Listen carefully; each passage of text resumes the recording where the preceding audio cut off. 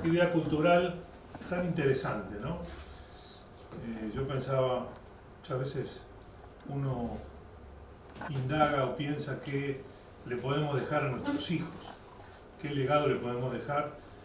Habitualmente pensamos en cosas materiales y creo que hoy vamos a ver una presentación sumamente interesante, muy rica y que en definitiva habla de nuestro ambiente, de dónde vivimos, cómo lo cuidamos. Digo yo, no sé, yo estoy pensando en voz alta. Hoy nos va a acompañar el licenciado Juan Pablo Miraca, que es experto en medio ambiente, actualmente se desempeña en el municipio de Saavedra y nos va a hablar precisamente de todo lo que tiene que ver con la catástrofe climática. Actualmente hay un tifón pasando por la Florida, destruyendo todo, o sea que esto es un tema sumamente actual. Y quería también, antes de que empiece Juan Pablo, agradecer al Vivero Noski que nos acompaña en esta actividad cultural, que no es un tema menor, porque más allá de que nos ha regalado unas plantas que van a ser donadas, vamos a hacer un sorteo, es una empresa local que apoya este tipo de temáticas culturales y me parece que es un buen ejemplo para la comunidad nuestra de Suárez. La camioneta que está afuera que dice Manaret también entra en el sorteo, ¿no? Ya se ha arreglado con el ingeniero Manaret. Bueno, así que le damos la palabra a Juan Pablo y lo escuchamos con suma atención. Gracias. Bueno, muchas gracias por estar presentes. Espero que les sea entretenido lo que vamos a ver y al mismo tiempo, sobre todo, que nos llevemos la información, que creo que es lo que está faltando en este momento en la sociedad, que es justamente saber lo que está pasando a nivel mundial, a nivel nacional, a nivel local, porque esto está afectando todas las áreas del planeta, ¿sí? Así que bueno, espero llegar con ese objetivo que tengo, que es que se vayan con una preocupación, ¿sí? Pero al mismo tiempo que después esa preocupación se pueda transformar en acción, en algo, ¿sí? Ya vamos a ver qué pueden hacer los individuos ante esta situación.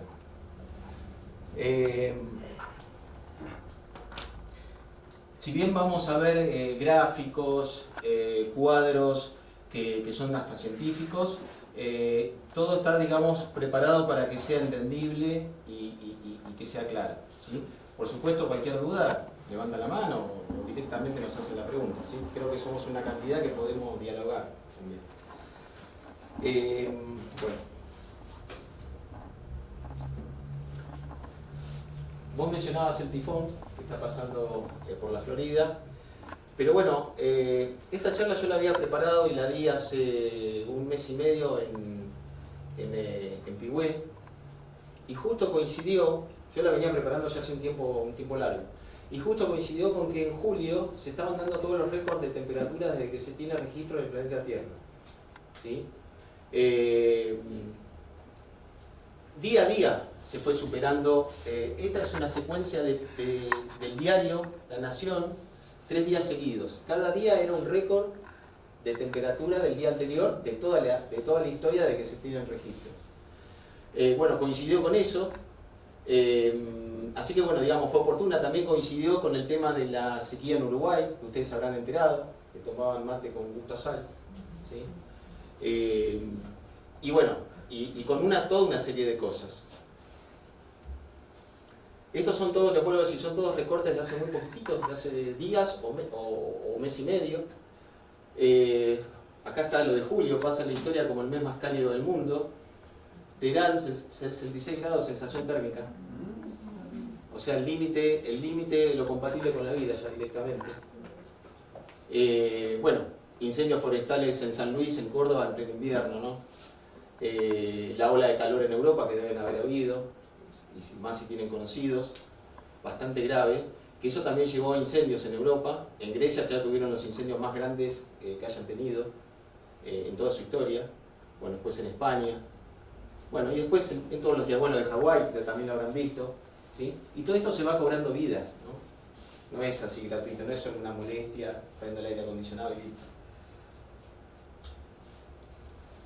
Justamente, hace también cuestión de un mes, un poquito menos, en la ONU, el secretario general de la ONU, que lo están viendo, Antonio Guterres, justamente dijo que la época del calentamiento global, que eso sí ya lo habrán escuchado alguna vez hablar, el calentamiento global, el cambio climático, pero dijo el calentamiento global terminó.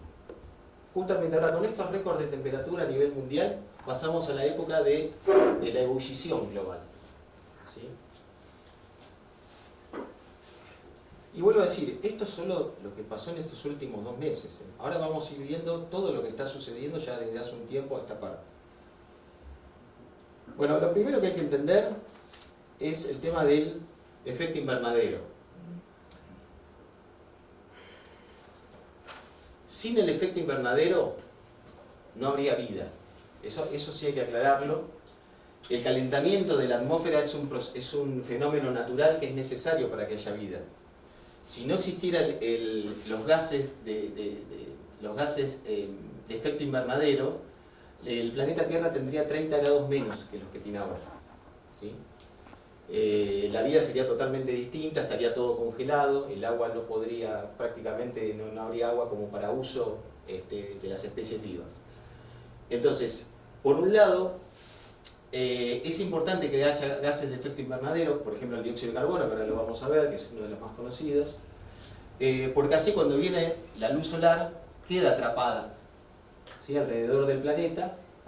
Eso le da una temperatura adecuada para la vida. ¿Sí? Hasta ahí estamos todos bien, es necesario, pero bueno, lo que vamos a ver es que estos gases de efecto invernadero producidos por el hombre cada vez hay más y el calor queda atrapado, ¿sí?, alrededor de la Tierra en forma antinatural, digamos, ¿sí? Y eso es lo que está pasando en este momento. Hay diferentes gases de efecto invernadero, bueno, el dióxido de carbono es el más conocido, también está el metano, el óxido nitroso, hay varios, que van produciendo este efecto de más calor del que es necesario.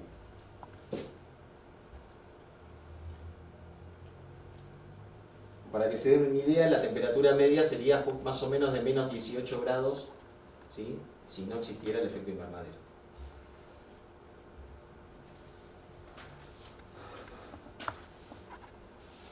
Bueno, siempre ha habido variaciones climáticas en el planeta Tierra, no es que siempre la temperatura fue estable desde que existe, siempre ha habido variaciones. Estas son variaciones climáticas a lo largo de millones de años, ¿sí?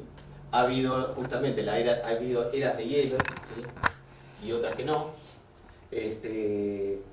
La última fue hace unos 20.000 años, y ahora se supone que al revés, estamos en un periodo interglacial. ¿Sí? Bueno, acá está uno de los gráficos más preocupantes.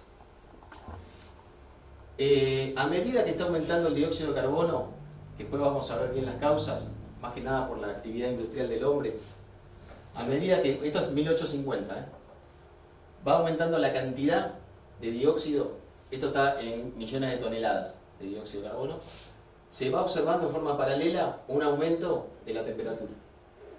¿Sí? Esto para mostrar, de alguna forma, que estos cambios que se están produciendo son de origen antropogénico, como se dice, o sea, es el ser humano el que lo está produciendo. ¿Sí? Porque después vamos a ver que hay un debate, que es si es el ser humano o no es el ser humano. Pero bueno, está muy claro que es desde el inicio de la revolución industrial. El tema es que cada vez se acelera más, y ahora lo vamos a ver por qué. Por otro lado, el dióxido de carbono se va acumulando, además. No es solo lo que vamos emitiendo cada vez más, sino que se va acumulando. Entonces se van produciendo efectos de aceleración. Bueno. Hay algo que es fundamental. En el 2015 se firmó el Acuerdo de París, que lo firmaron 196 países, y ahí quedó muy claro, a partir justamente de estudios científicos, que no se podía superar, o sea, que no podíamos para nada superar los 2 grados centígrados sobre los niveles preindustriales, o sea, antes de que comenzara la industria, no podíamos superar 2 grados más que eso, porque si lo superábamos ya entrábamos en un punto de no retorno. Y lo que se pidió, por favor, es que no tratar de estar en el grado y medio. En este momento estamos en un grado coma 2 ya casi, ahí dice un grado coma 1. ¿Sí? Esto es lo que estamos ahora por arriba de los niveles preindustriales. O sea, nos estamos acercando a este grado y medio, y bueno, todavía estamos por suerte un poco más lejos de los 2 grados. ¿Sí? Así que bueno, esos serían los límites, pero aún así fíjense que con un grado coma 1 por arriba de los niveles preindustriales está sucediendo todo lo que vamos a ver. Perdón, Juan, ¿cuánto tiempo pasó eso? Por eso, viste que estaban los gráficos de 1850 sobre todo, y en realidad antes, desde que empieza la máquina a vapor y todo eso, pero en realidad vas a ver después algunos gráficos cómo se va acelerando. A medida que cada vez somos más en la Tierra y cada vez tenemos más industrias, se va produciendo un aceleramiento. ¿Sí? Bueno, esto creo que es fundamental, entender qué es el IPCC. El IPCC son miles de científicos de los 190 países que están todo el tiempo analizando el clima. ¿Sí? Cuando se dice que esto no tiene basamento científico, es ir en contra de todos los científicos, los más importantes de todo el mundo, de todos los países. ¿Sí? Porque todos comparten la información en este organismo, que tiene su sede en Suiza. ¿Sí? Pero los estudios se hacen en todo el mundo, y después se chequean entre ellos. ¿Sí? Se comparten, se chequean. Así que toda la información viene en realidad de cada uno de los países, y después están autocontrolados. Por supuesto, bueno, después recibió el Premio Nobel de la Paz, bueno, ha tenido múltiples reconocimientos. Pero en realidad esto sería una articulación de un montón de laboratorios y científicos. Bueno, y acá empezamos a ver por qué se está calentando la atmósfera un poquito más en detalle. Como les decía, todo empieza de alguna forma con la revolución industrial, con la máquina a vapor, que era alimentada por carbón. ¿Sí? El carbón es justamente, el carbón significa sacar dióxido de carbono que está acumulado abajo de la tierra, ¿sí? Quemarlo y queda en la atmósfera. Es un gas de efecto invernadero que se suma a lo que naturalmente había. Fíjense, esto es fundamental me parece. Durante 3 millones de años, si uno analiza la atmósfera, había 300 partes por millón de dióxido de carbono. Eso se mantuvo durante 3 millones de años.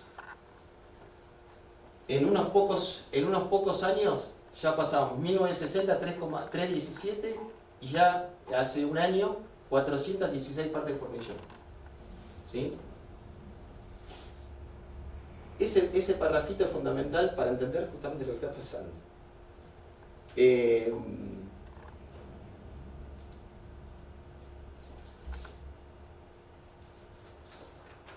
Bueno, el tema del aumento del dióxido de carbono, fíjense, los 10 países, los primeros 10 países ya producen el 70% de las emisiones de dióxido de carbono. Ahí están China, Estados Unidos, India, Rusia, Japón, Irán, Alemania, Corea del Sur, Indonesia. Está bien que ellos producen muchos artículos que después consumimos nosotros. O sea, de alguna forma también nosotros estamos atados a esto. Y después por habitante, los países petroleros per cápita tienen mayor consumo porque justamente es el combustible que tienen a mano. ¿Sí? Y lo tienen muy barato y realmente lo desperdician, ¿no? De alguna forma. Pero bueno, a mí me parece importante, más que nada, el otro gráfico donde justamente China y Estados Unidos se llevan la mayor parte de la torta, ¿no? Como emisores de dióxido de carbono. Y eso tiene que ver con los procesos industriales principalmente, entre otras cosas. Ahora vamos a hacer bien. Vamos a pasarlo. Bueno, acá podemos saber cuáles son las actividades humanas que producen justamente gases de efecto invernadero. ¿Ven? Fabricar es la que más produce, 31%. ¿Sí? Cemento, acero, plástico. Bueno, consumir energía el 27%. Este es un tema que a nosotros nos puede llegar a ocupar porque la actividad agropecuaria produce muchas emisiones de gases de efecto invernadero. Muchas, ahora lo vamos a ver. ¿Sí? Fíjense, acá ya tenemos casi un 20%. ¿Sí? No es que la actividad agropecuaria es inofensiva, absorbemos y nada más. ¿Sí? Emite también mucho, ahora lo vamos a analizar. Bueno, desplazarnos, calentarnos y enfriarnos. ¿Sí?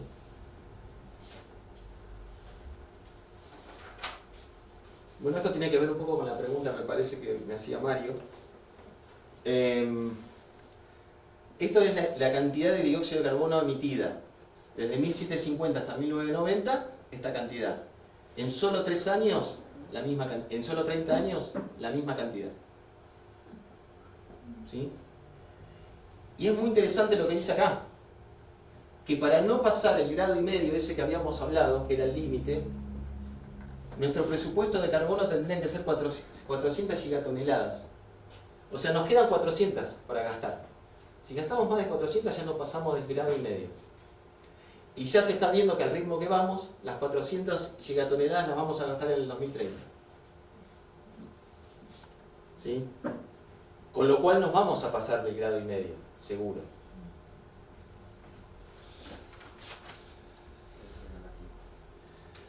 Bueno, más causas antropogénicas, que eso significa las causas del hombre, ¿no? Creadas por el hombre. Es el cambio de los usos de la tierra. No es lo mismo un bosque y una selva que un campo, no sé, con soja, por decir algo. ¿Sí? No es lo mismo. O sea, se acumula mucho más carbono, ¿sí?, en un bosque y en una selva que en un campo que produce, no sé, lo que sea, girasol. No sé. ¿Sí? Todos estos bosques, todo esto es carbono acumulado. Si nosotros lo quemamos o lo hacemos desaparecer, eso se va a la atmósfera.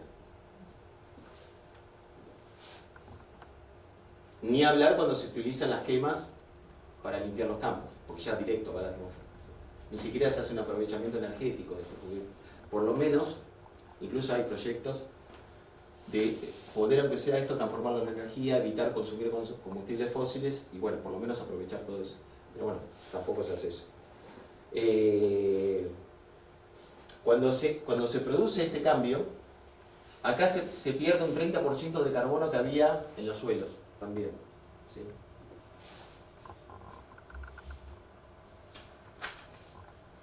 Bueno, el tema del metano.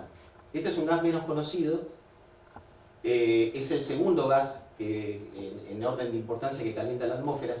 O sea, hay menos metano en la atmósfera, pero sin embargo es muy potente el metano. Es 28 veces más potente que el dióxido de carbono. Y acá otra vez volvemos a esto. ¿Cómo estaba antes la composición de la atmósfera? Antiguamente siempre tuvo durante millones de años 0,7 partes por millón. En la actualidad tiene 1,9. ¿Sí?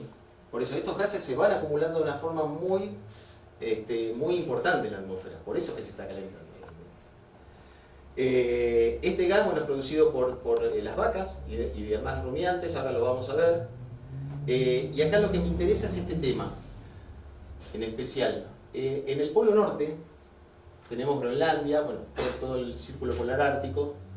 Debajo está un suelo que se denomina permafrost, que es un suelo especial, que es muy rico en carbono, que en la medida que esté congelado, todo ese carbono queda ahí abajo, no pasa nada. ¿Sí?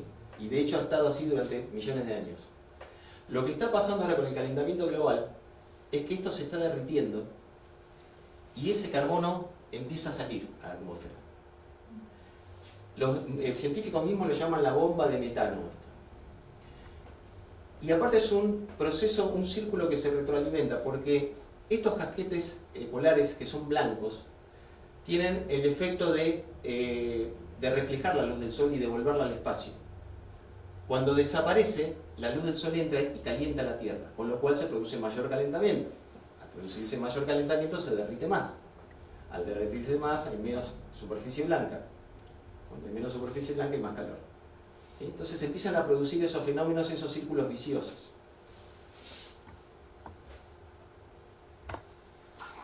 Bueno, el metano en la ganadería, esto es un tema muy cercano a nosotros, por donde vivimos.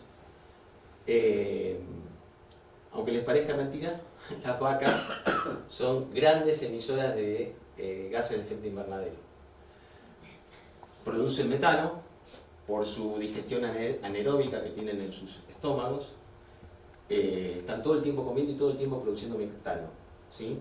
Hay 1.300 millones de vacas en el mundo que son pequeñas fábricas de gases de efecto invernadero. Todo el tiempo, por medio de eructos y flatulencias, van sacando metano,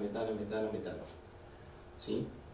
Es responsable, ¿vieron ese 20% que era la actividad agropecuaria que habíamos mostrado antes que producía? Son responsables de la mitad de eso, ¿sí? La actividad agropecuaria, la mitad es, digamos, por el tema de las vacas, ¿no?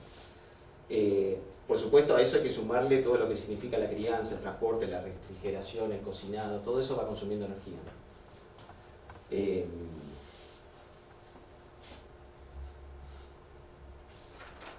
Bueno, la industria obviamente nos trajo muchos beneficios a la vida humana, ¿sí?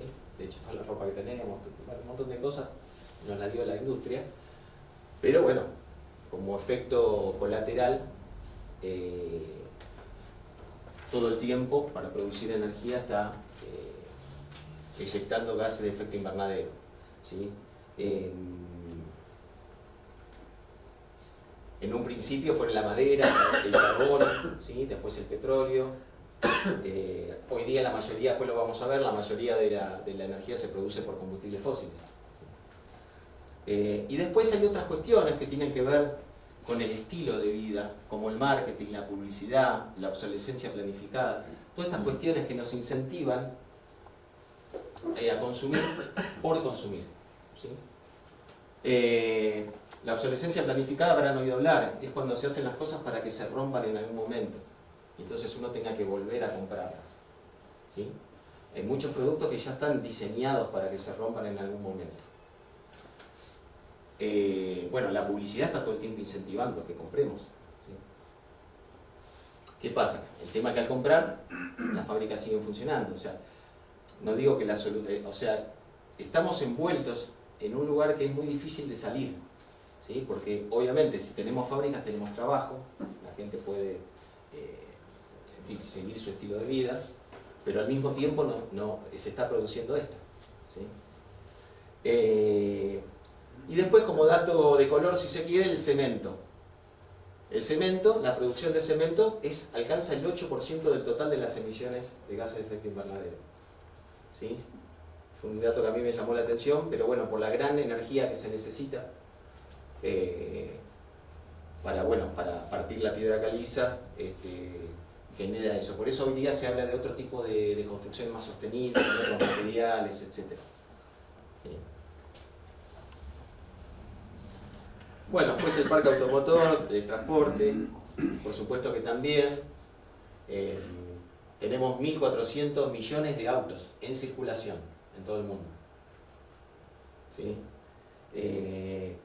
También acá es interesante entender por qué bueno, el combustible, la nafta, es una de las causantes principales, porque fíjense, si yo le dijera, estas preguntas están acá abajo, en Estados Unidos, 1 litro de nafta es mucho más barato que 1 litro de leche y 1 litro de jugo de naranja, por ejemplo, ¿sí? O sea, tenemos algo que es muy barato, que nos da energía, ¿sí? Y también es increíblemente, pero 1 litro de nafta tiene más energía que un cartucho de dinamita o una granada, solo que la energía se distribuye de una forma continua, ¿sí?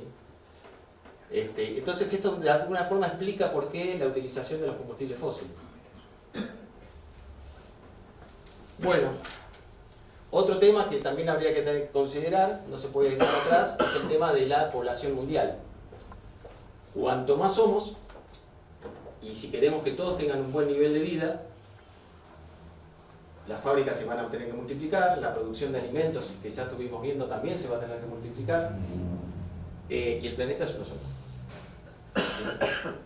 Entonces acá yo les puse cómo viene creciendo, por un lado, la tasa de crecimiento poblacional y cómo va a crecer la población, ¿sí? La tasa desde 1968 llegó al pico y ahora empezó a bajar, ¿sí? Sin embargo, la población sigue creciendo, obviamente, hasta el 2100 seguro, donde la tasa va a llegar a 0. El tema es que ahora somos casi 8.000 millones de habitantes y ya tenemos los problemas que tenemos, no solo de cambio climático, también de contaminación y muchas cosas más, sino que en el 2100 vamos a ser ya casi 11.000 millones de habitantes.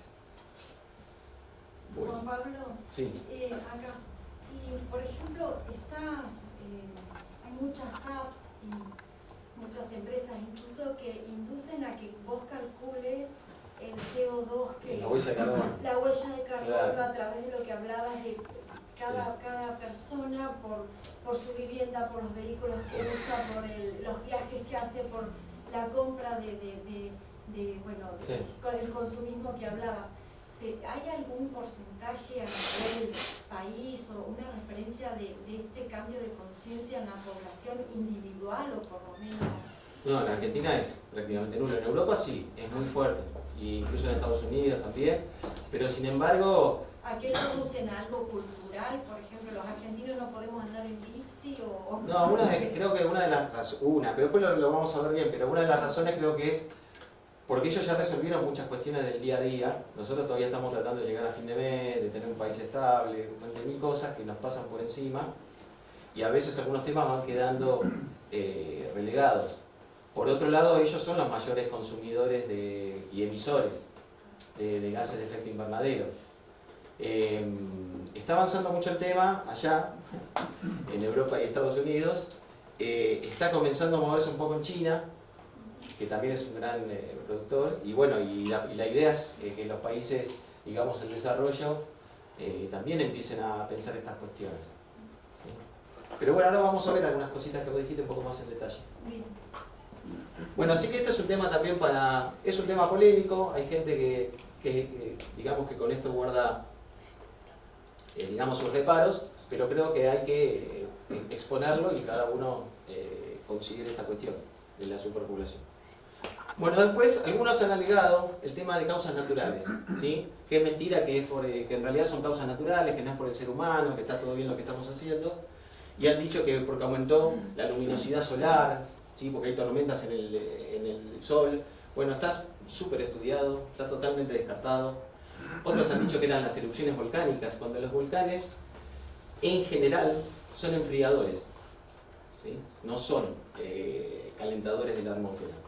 Hay algunos casos que depende qué sale del volcán, pero generalmente sale dióxido de azufre y eso es enfriador.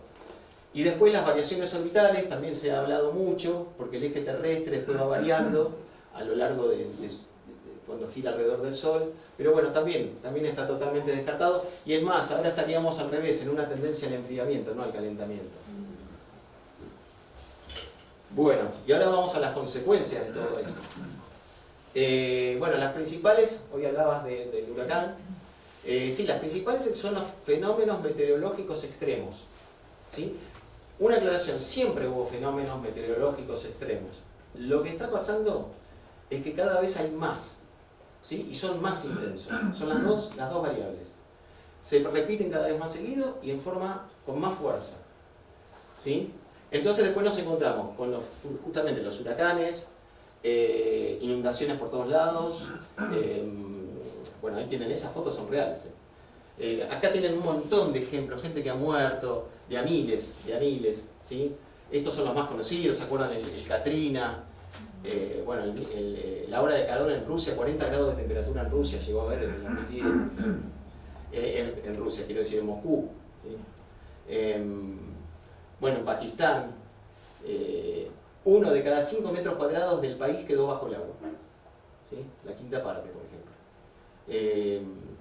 Así que bueno, los desiertos avanzan, aparecen las supertormentas, y esto se puede poner grave cuando se combina con fenómenos como el Niño, como el que vamos a tener ahora, ¿sí? Bueno, esto algo ya les comenté, lo del tema del derretimiento de los polos, pero acá es un fenómeno interesante también el de los glaciares, que empiezan a retroceder. Estas son de hace poquito, miren, del 2022. ¿Sí? El retroceso del glaciar Uppsala, que se separó del brazo que tenía con el que estaba aquí al costado, ahora no me sale el nombre, el Bertacci. Ya se separaron. Bueno, en Bariloche, hace poquito, esto de hace 2 semanas, ¿sí? Se formó un lago ya donde antes había un glaciar. Y esto no es solo que desaparecen, ay qué lindo, desapareció el hielo, sino que estos glaciares alimentan ríos, y los ríos después es lo que permite la producción tierras abajo de determinados cultivos, ¿sí? Si se secan, se producen crisis económicas en esos lugares, ¿sí?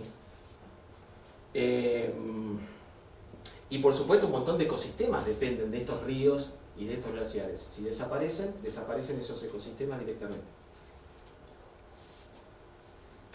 Por supuesto también dejan de reflejar la luz solar, ¿sí? Con lo cual se absorbe más temperatura.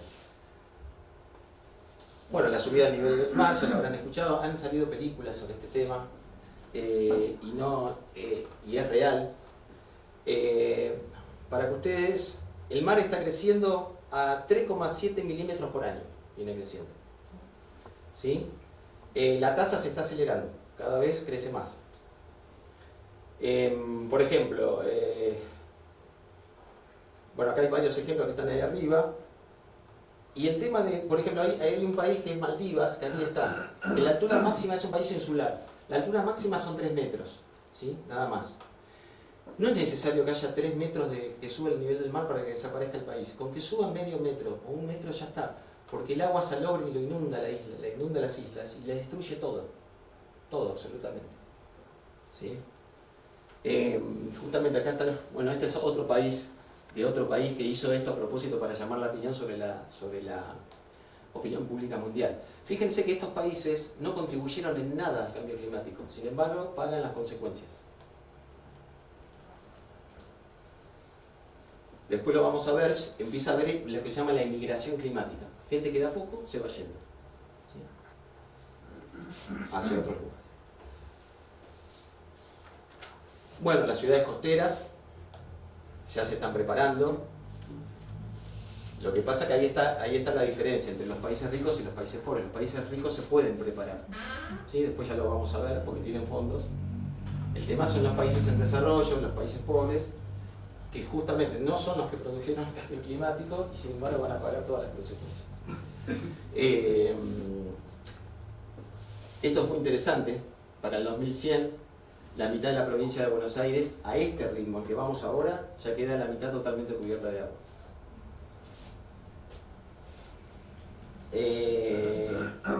En la última época glacial, el mar al revés. El mar había descendido 120 metros. Interesante como para tener en cuenta esas cuestiones. Que suba el nivel del mar también provoca, bueno, inundaciones, erosión costera, hay un montón de fenómenos, ¿sí? Que por ahí parecen menores, pero para la gente que está ahí no es menor. El tamaño de las olas se incrementa, etc. Otra vez el agua salobre inunda las tierras. Bueno, la acidificación de los océanos. Saben que el planeta Tierra es conocido como el planeta azul en realidad, por los mares, ¿sí? Y la abundancia de agua. Y también los verdaderos pulmones del planeta no son tanto las selvas como los mares. Los mares producen entre el 50 y el 70% del oxígeno que están respirando ahora. Lo produjo el mar, los mares, ¿sí? El fitoplancton, ¿sí? Que está en los primeros 200 metros del mar. ¿Qué está pasando en los mares? Está subiendo la temperatura, hay hábitat, ecosistemas internos que están también falleciendo, y aparte lo que está pasando es que se está acidificando, porque el mar es un gran absorbedor de dióxido de carbono. El tema es que no lo puede procesar por la cantidad que hay, y se va acidificando. La acidificación produce también la muerte de ecosistemas. Lo que está pasando más que nada es que los corales están empezando a desintegrarse de a poco. Hay los caracoles, allá, muchos están empezando a descalcificar, ¿sí? Justamente por esa cantidad de dióxido de carbono que tiene que procesar el mar. Según la NASA, la acidez se ha incrementado en más de un 30% desde la revolución industrial. Y esto también es un tema económico, porque si desaparecen los ecosistemas marinos, nosotros por ahí no somos tanto de comer pescado, pero hay países enteros que viven de la pesca, ¿sí? O forman una parte importante de su dieta. Bueno, esto ya es un tema conocido, lo de las extinciones masivas en general. Ahí ya tienen algunas especies que ya no desaparecieron. Este es el lobo de las Malvinas. En este caso no fue por cambio climático, pero en general hay muchos que tienden a desaparecer porque los hábitats se van reduciendo, aparte hay invasión del ser humano en esos hábitats. Estamos en este momento, lo que está pasando es que la primera extinción producida por los seres humanos, obviamente, digamos, las zonas fueron naturales, quiero decir, y ahora la extinción que se está produciendo es producida por el ser humano, que sería la sexta, esta extinción masiva. También otra cuestión a tener en cuenta es que las extinciones antes, digamos, duraban miles y miles de años, ¿sí? Y ahora se está produciendo todo en 200, 300 años. Perdón, ¿qué opinión te merece lo que están haciendo los japoneses de vertir todo el agua al mar? Y bueno, pues ya es otro tema, si querés charlamos, pero sí. Es una bomba de Y encima ahora vamos a hablar de la energía atómica, porque quizás no nos quede otra alternativa que usar más energía atómica ahora. Porque hay que detener, ahora la prioridad es detener el dióxido de carbono. Pero la energía atómica tiene estos riesgos. Sí, ahora lo vamos a charlar ahora cuando hablemos de energías. Bueno, por todos los cambios que empieza a haber, los cultivos tienen que empezar a relocalizarse, ¿sí? Y cada vez más va a suceder esto. Se está viendo que ya dentro de poco algo se va a empezar a poder cultivar en la Antártida, ¿sí? Porque tierras que antes estaban congeladas ahora ya no lo van a estar, pero otras van a avanzar en cuanto a desertificación, por ejemplo. Lo que se teme es la presión corporativa, que bueno, en realidad está pasando todo el tiempo, la presión corporativa por ir hacia parques, por ejemplo, parques naturales o áreas que hay que preservar, porque justamente hay un negocio ahí. Si yo puedo utilizar y sembrar acá, puedo vender, ¿sí? Por otro lado, la gente, estábamos hablando de casi 11.000 millones de habitantes. Hay que darle de comer. ¿A dónde vamos a ir? ¿Sí? Entonces empieza a producir todo un avance. Bueno, después tenemos este tema de las enfermedades y las olas de calor. Obviamente, cuando se empieza a calentar el planeta, las enfermedades típicas de los trópicos empiezan a moverse hacia el norte y hacia el sur. Es conocido el caso del dengue, ¿sí? Cómo va avanzando. Pero así como el dengue hay parásitos, hay otro tipo de enfermedades, ¿sí? Otros vectores, las alergias también, y bueno, ni hablar de las olas de calor, que ya algo dijimos. Y acá vuelve a pasar lo mismo. Los países con una buena infraestructura en salud y en general para sus ciudades, por ahí pueden resistir mejor esto, ¿sí? Pero otros países no. Bueno, y después los incendios masivos de bosques, que ya lo habrán visto, lo habrán venido viendo estos últimos años. Lo que fue en el Amazonas, lo que fue en África, lo que fue en Australia. A ver, no quedó lugar donde no se hayan incendiado bosques, por supuesto en Argentina. Todo ese carbono va derecho a la atmósfera, ¿sí? Directo. Después vuelven a crecer, en muchos casos se recuperan, vuelven a capturar el carbono. Pero el balance siempre es negativo, aparte de que se destruyen hábitats donde viven animales y donde justamente estábamos hablando de extinciones y esto lo único que hace es avanzar en ese sentido. Aparte de los incendios después traen aludes, inundaciones, bueno, un montón de cuestiones asociadas. Fíjense cómo funciona la naturaleza, que uno mueve acá un violín y se mueve todo, ¿no? Toda una red.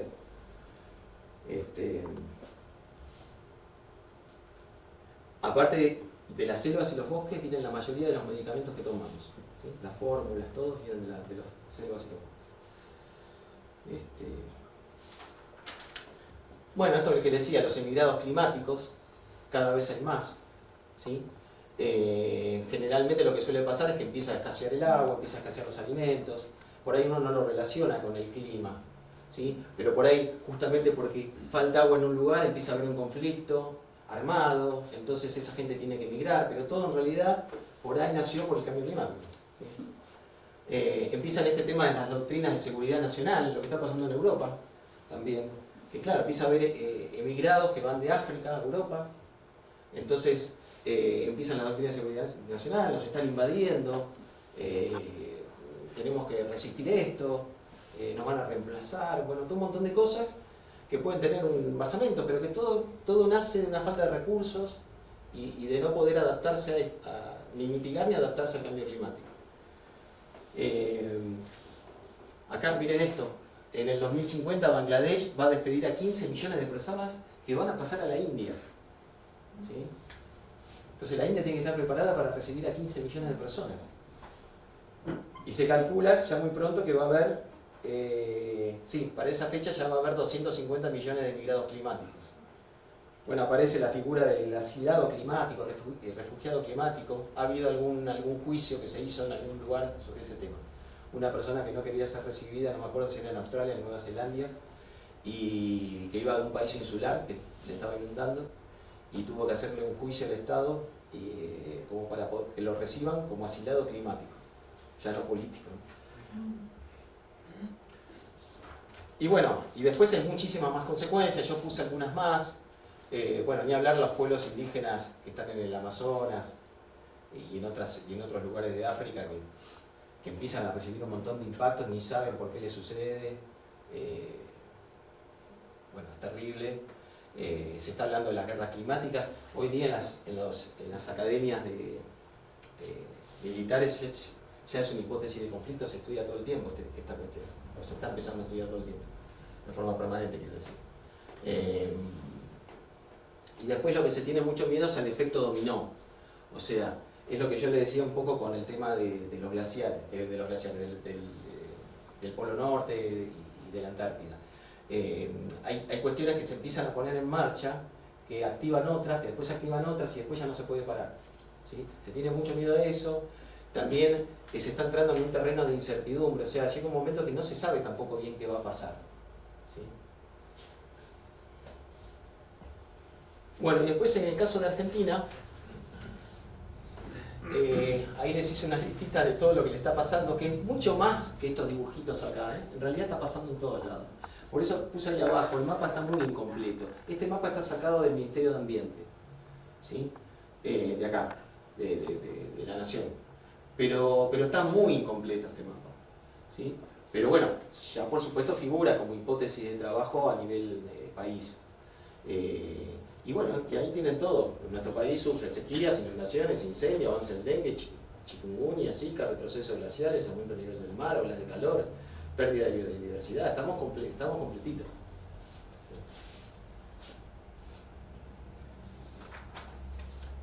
Ese sitio que ven ahí que dice Show Your Steepers, ese pueden entrar y de cualquier lugar del mundo pueden saber cómo ha ido variando la temperatura y cómo se ha ido incrementando a lo largo de los años, desde 1856, que empezaron los registros más serios, hasta la actualidad. ¿Sí? Así que entran ahí y del lugar que quieran, la provincia que quieran, la ciudad que quieran, en cualquier lugar del mundo. Y bueno, ¿y qué respondemos a todo esto? Generalmente se habla de dos como grandes estrategias, la mitigación y la adaptación. La mitigación es que, por supuesto, reducir la cantidad de gases de efecto invernadero, de alguna forma. Y para eso están los ejemplos ahí abajo, que los principales es el tema del ahorro energético, el empleo de energías de baja emisión, bueno, la captura de emisiones, proteger los bosques, los suelos, reducir las subvenciones a los combustibles fósiles, que ahora vamos a hablar de eso, porque ustedes saben que la gran mayoría de los combustibles fósiles están subsidiados, estamos pagando para que se emitan gases de efecto invernadero a la atmósfera.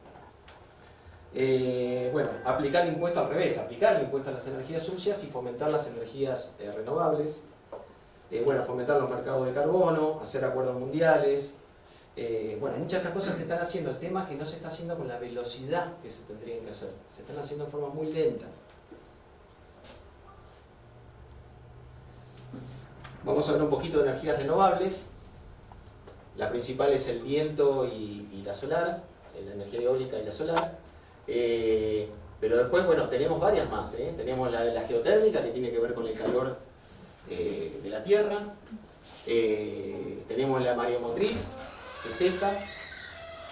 la que está acá, mareomotriz, la undimotriz, que es la de las olas, y después tenemos una que se llama energía azul, que es cuando el agua dulce, por ejemplo el Río de la Plata, desemboca en el Atlántico, digamos, en agua salada. Se produce por un proceso de potencia osmótica, se puede producir energía. Hay muchos tipos de energías probables, ¿sí? Y posibles, y que ya se están implementando. Pero ahora van a ver por qué a mí igual me preocupa el tema. Pero hay un mensaje esperanzador, digamos, ¿o no? O vamos a... ¿Viste que...? No lo sé, ahora lo debatimos. Pero fíjense, esto al revés, ¿por qué no es esperanzador? Porque yo quería terminar con todo esto, pero estuve viendo las matrices energéticas hace muy poco y las agregué a la charla. Recién vimos acá todas las energías posibles, por ejemplo, para reemplazar el carbón y las energías sucias, o sea, las fósiles, por otras energías limpias. Pero esto es lo que me pone mal. Esto cambió muy poco, 2 años más pasaron, pero cambió muy poco. Fíjense, esta y esta son todas energías fósiles. Y son todavía las principales del mundo. Y esto la verdad me puso mal. Porque uno escucha, si inauguramos el molino eólico, no sé qué, el parque solar. Pero de pronto ves esto y decís, ¿qué es? Es cosmética. Sí. Mirá la de Argentina. Del 2020. Mejoró un poco, pero muy poco. Sigue siendo la mayoría de origen fósil. Renovables en el 20 era 1,5, ahora está un poco más alto, pero no. Es más, estamos hablando de vaca muerta. Esto al revés, ahora se va a achicar. Y va a ser más todavía energía de origen fósil. Bueno, y después adaptarse, que es lo que yo les decía. Hay países como, justamente como Holanda, ustedes conocen las características por ahí que tiene, que está como por debajo, entonces manejan un sistema de canales, etcétera, para que no quede inundada, pero son países ricos que pueden preparar el embate del cambio climático, ¿sí? Habíamos visto el caso de Nueva York también. Son países ricos. El tema es si todos van a poder hacer ese tipo de cuestiones.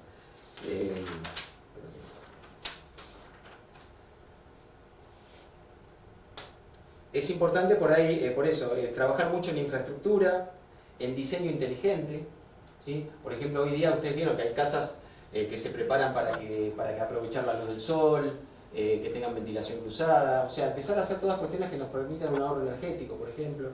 Después en sistemas de alerta temprana, para poder prever si se viene un tifón, si va a haber una inundación, propiciar la variedad de cultivos, saber cultivos que son resistentes a las sequías, o al revés.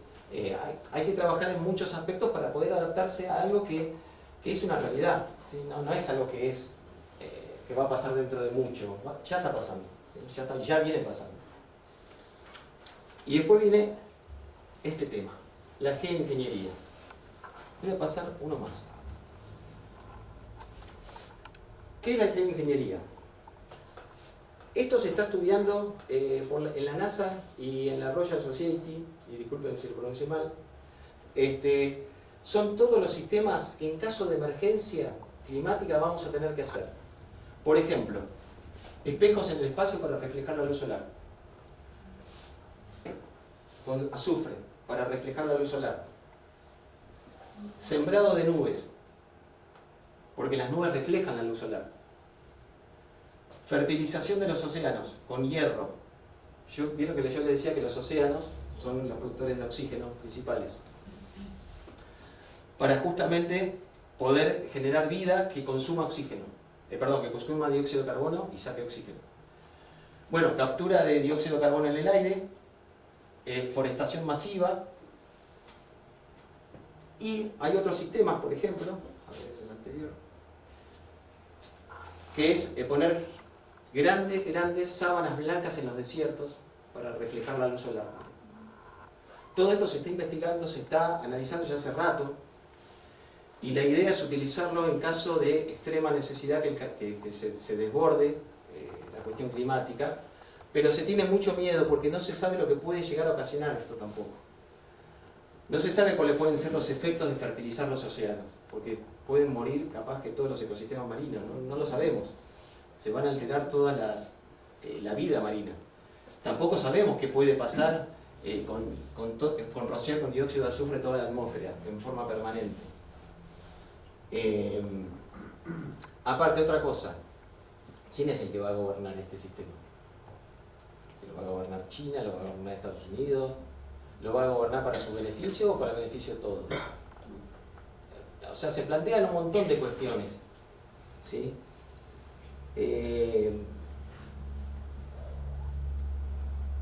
Pero bueno, se dice el caso bueno, Bill Gates está invirtiendo en esto. Yo estuve leyendo hace poco el libro de él. Está en alguna empresa que tiene que ver con estas cuestiones también. Obviamente acá hay capitales fuertísimos, porque imagínense que una empresa gana la concesión para fertilizar el océano Atlántico. Es una fortuna de dinero, ¿sí?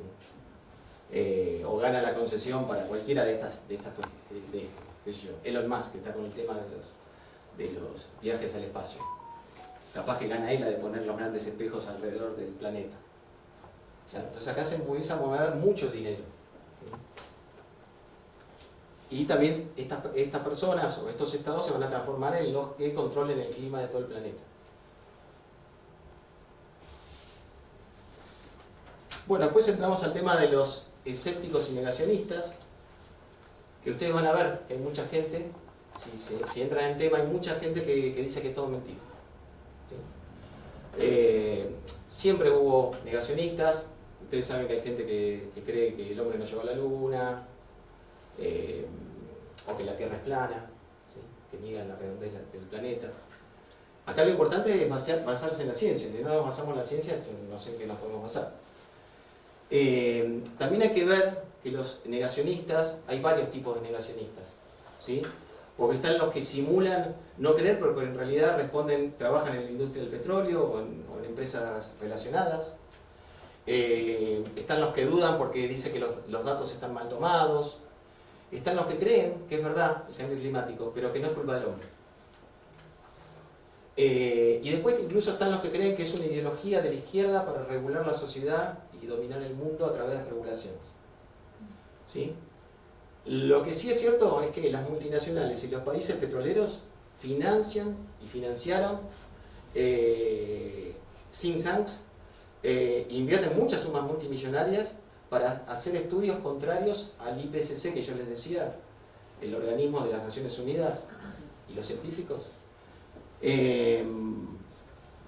Bueno, acá por eso el jefe de la ONU dijo algo que es verdad, que pasó en su momento, que la publicidad de los cigarrillos, en su momento había médicos recomendando el cigarrillo, diciendo que el cigarrillo hacía bien.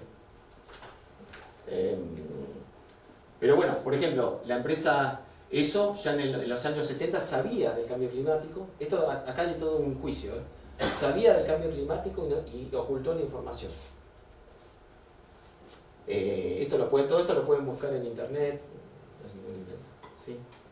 Así que bueno, ustedes van a ver debates, y estos debates en general se dan entre estas cuestiones, entre los científicos del IPCC y grupos que no sabes bien de dónde son o quién los financia, que están todo el tiempo negando que es verdad el cambio climático. Yo por ahí les recomiendo esta película, No mires para arriba, una película moderna que está en Netflix, que tiene que ver con, no habla de cambio climático, pero es como si fuera el cambio climático. Cómo se manejan los medios, cómo se manejan las corporaciones, cómo se manejan los políticos, cómo se maneja la gente, si le da lo mismo, no le da lo mismo. Es muy interesante porque van a ver que es como casi muy parecido a lo que venimos hablando y cómo está reaccionando la sociedad en general. Y aparte actores muy buenos. Y después, con respecto al cambio climático y la negación, ha ido evolucionando a lo largo del tiempo los diferentes tipos de negación, ¿sí? Primero decían, ¿qué es eso? ¿Viste? ¿Quién se va a creer que hay un cambio climático? Después decían esto, es mentira, los datos están manipulados. Bueno, ahora la de ahora es verdad, pero ahora ya se reconoce, pero no es por el ser humano que se produce, como si también tuviera alguna importancia, ¿no? Después lo que también se está diciendo es que son demasiado alarmistas los medios, ¿sí? Y bueno, ya después ya no va a haber tiempo para modificar nada. Y bueno, acá un poco qué se puede hacer. Los principales cambios obviamente son a niveles globales. Obviamente los que tienen mayor responsabilidad son los estados principales que producen el dióxido de carbono, los acuerdos que hacen entre ellos, las grandes corporaciones, y después, bueno, por supuesto los estados nacionales, provinciales, municipales, todos pueden hacer algo. Acá puse algunas cuestiones que puede hacer uno, ¿sí? Que no son tampoco tan complejas, que es el tema de las pantallas solares, ¿sí? Ya está aprobada la reglamentación de provincia para poder tener pantallas solares e inyectar energía a la red. Eso ya está aprobado. Lamentablemente muchas cooperativas eléctricas o empresas de electricidad, no sé por qué razón, todavía no lo están permitiendo, pero las normas ya están acá en la provincia. Bueno, los calefones solares ya lo habrán visto, las etiquetas de eficiencia energética, bueno, hay un montón de cosas. Por supuesto, usar movilidad sustentable, compostar, reciclar, plantar árboles, empezar a regalar regalos ambientales. Regalemos un árbol, regalemos una compostera, en vez de regalar otras cosas.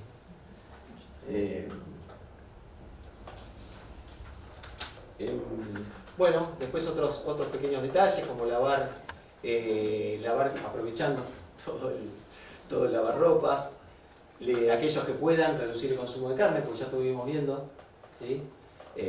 Cómo las vacas producen metano, el compre local, o sea, no comprar productos que vengan de China, por decir algo, que vienen en cargueros gigantes emitiendo una huella de carbono permanente. Bueno, el tema de ya no pedir bolsas ni embalaje, por supuesto.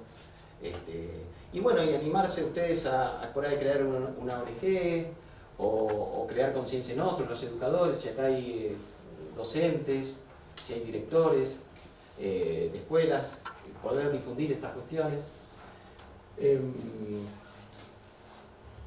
Bueno, no, así que eso es como un poco el resumen, hay mucho más, pero...